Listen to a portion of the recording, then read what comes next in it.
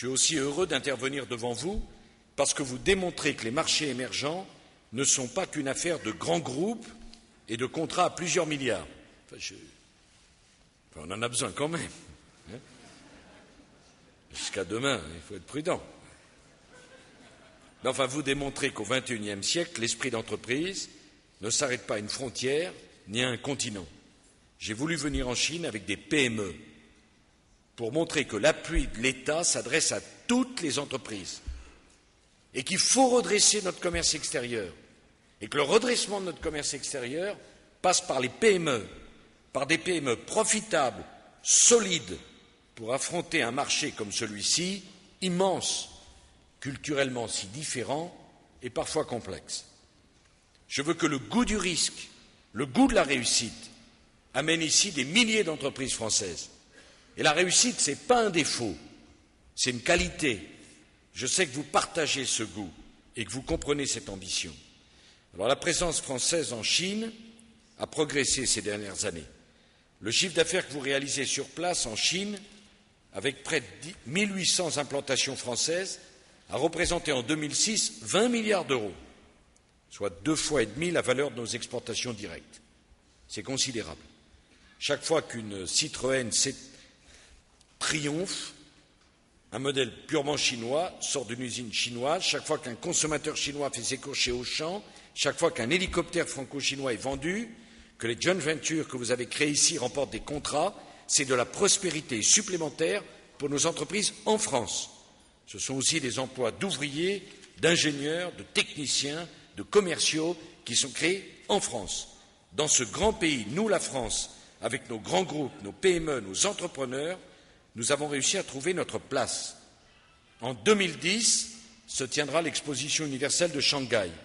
Nous devons ensemble affirmer la présence de la France en Chine. Je compte sur nos entreprises, en particulier les plus grandes, pour contribuer au succès du pavillon français. C'est une façon élégante de faire appel à votre générosité, dont on pourra dire qu'elle sera grande et pas forcément spontanée, puisque j'ai légèrement insisté. Pour accompagner cette présence française, vous avez besoin de meilleures conditions d'accueil pour vous et pour vos familles. J'aimerais souligner devant vous l'inventivité et l'esprit d'entreprise dont la communauté d'affaires française, et en particulier les conseillers du commerce extérieur, font preuve pour trouver une solution pour la construction du nouveau lycée français de Pékin, grâce à un partenariat public-privé. Je le dis comme je le pense, c'est pour moi une priorité.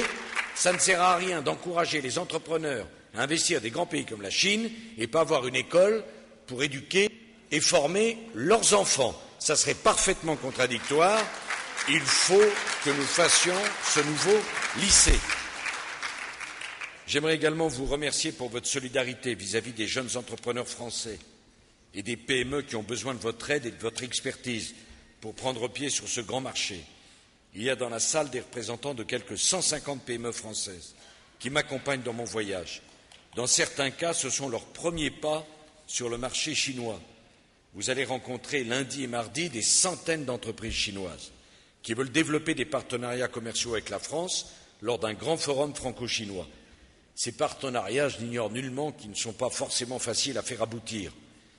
Ils vous réserveront peut-être des surprises. J'espère qu'elles seront bonnes. Il peut y en avoir de moins bonnes. Mais si vous voulez faire des affaires en Chine, vous implantez ici, vous pourrez compter, au-delà de l'appui évident de l'ambassade, sur l'aide des autres entrepreneurs installés ici, sur les conseillers du commerce extérieur et bien sûr, Madame la Présidente, sur la Chambre de commerce franco-chinoise. Je souhaite enfin m'adresser à nos amis chinois qui sont avec nous ce soir. Mon message est simple. Ayez confiance en la France. Ayez confiance en ces entrepreneurs. Vous trouverez avec eux des partenaires compétents, dynamiques, respectueux de vos usages, engagés dans la durée. Vous ne regretterez pas de nous faire confiance. Je voudrais également vous dire que la Chine nous a aidés ces derniers temps à régler des crises. Je pense à la Corée du Nord, je pense au Darfour, qui n'est pas réglé, mais enfin où la Chine a joué un rôle considérable. Je pense à la Birmanie, où j'ai demandé au président chinois de s'engager vigoureusement que nous trouvions une solution. Je pense à l'Iran, où nous avons besoin de la voix de la Chine. La France n'a pas peur du développement de la Chine. La France comprend que la Chine a un rôle majeur dans la stabilité du monde. Mais la France veut que la Chine prenne toute sa part du règlement des grandes questions du monde. Le yuan, les règles équitables, la réciprocité, ce sont des sujets dont nous parlons entre amis. Et le rôle du président de la République, pays comme le nôtre, c'est de soutenir et d'aider les entrepreneurs. Pas simplement pour venir une fois assister à la signature de contrats, mais pour vous aider sur le long terme. Et je dis à tous ceux qui veulent tenter l'aventure du marché chinois que nous sommes engagés derrière eux sur le long terme. Et engagés, ça veut dire vous faciliter la tâche et non pas vous la compliquer. Et engagés, ça veut dire également que les risques que vous prenez, vous en aurez le juste retour.